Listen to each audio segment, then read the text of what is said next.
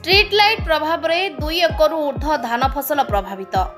ढेंकानाल जिला पर्जंग अंचल दे तालचेर बल्लर छकठारू कामाख्यानगर अभिमुखे जाइतिबा 53 नंबर जातीय राजपथर मुंडेइलो और खैरा मुंडा मध्य भागरे रहिछि नवनिर्मित टोलगेट। 53 नंबर जातीय राजपथ को संप्रसारण करा जाई 4 लेन विशिष्ट राजपथटी संपूर्ण पूर्णांग होई नथिबा बेले टोलगेट रास्ता उपरे करा जाई गत अक्टोबर मास पहिलारू आरंभ कर दैछंती टोल फी आदाय।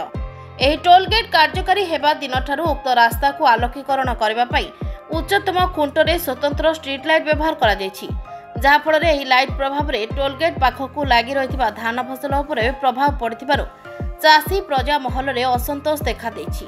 या विश्वास हे नथिले मध्य एक ज्वलंत प्रमाणित देखिबाकू मिलिछि। पर्जंग ब्लॉक मुंडेइलो पंचायत अधीनस्थ गेलहेई काटेणी ग्रामर चासी विभूतिभूषण नायक, पंडित नायक, सुधाकर नायक, विपिन बिहारी नायक, रंजित नायक, शेषदेव नायक, केशव नायक, हिमांशु नायक और भाईग विशाल प्रमुख चाषी 2 एकरु ऊर्ध्व धान फसल प्रभावित होइछि।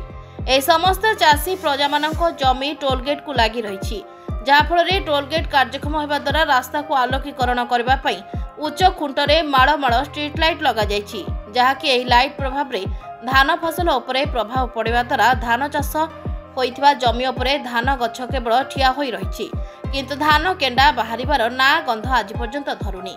एकर एकर जमी रे धान गछ सड़क सुंदर होई ठिया होइथिबा बेले एही गछ केवल गाई गोरु खाइबा व्यतीत अन्य किछि कार्य रे आसीबो नाही।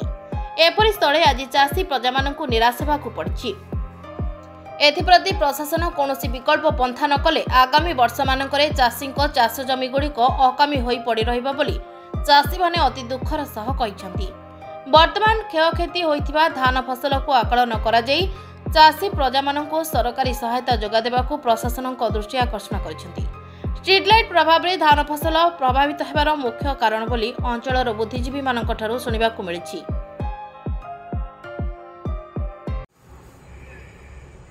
विपिन बिहारी नायक कौन है असुविधा को पंचायत को गाँ मुंडेलो पंचायत गेलहेई काटणी बिल ये गेलहेई काटणी चाषी प्रजा हिसाब से आपंकर अभियोग कौन जो दिन टोल गेट लाइट लगे टोल गेट चलला लाइट लगेगा धान लाइट जो धान बाहरी पारना एमती सब धान ठिया ठिया होइछि। आमर जहाँ क्षति सरकार तरफ किसी मिलले आम उपकृत हो पार। आ धान ठिया ठिया होइछि गोरु गाई खाइबा भी किसी भी बाहरी पारिबो नाही।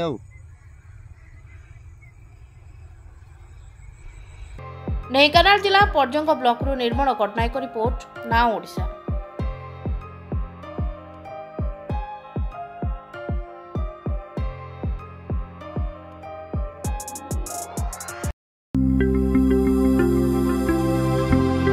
लेटेस्ट न्यूज अपडेट पाई www.nowodisha.com को लॉगिन करंतु।